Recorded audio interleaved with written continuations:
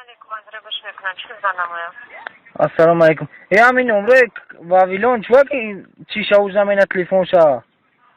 مشتری محترم و شرکت واویلون است شرکت ما تیسیل است ما دیگر شرکتش معلومات نداریم برای چی نمیبردارد تلفنش رو خب همین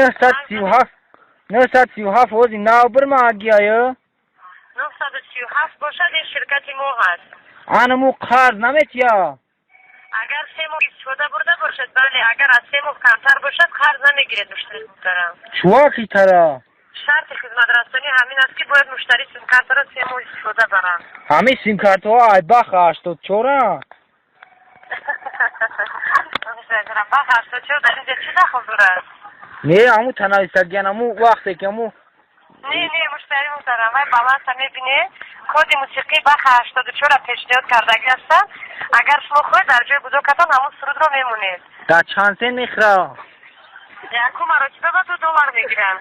اوه بله اوگم دانای مرتبه دیگه سیم چی بعد دوی موسیقی هست 50 سنت 75 سنت هر شما نرخ سرود فقط میسپرید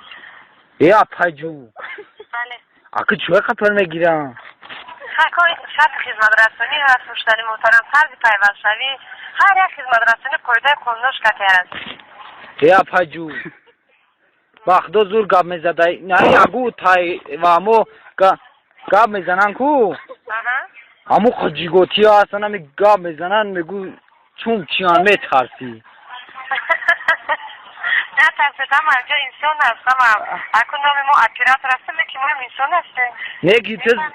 اپاجو تو زور گاب میزده بختو رحمت مشتری همه او دروغانه نمیدنی چاندن اکو این سوال رو جواب دادن نمیتونیم فقط شرکت ما با دویری سیم کارت سوال دادن در کنید این سوال های بزرگی ما با دخل ندارن مالی اگنی تشکر برای جنگ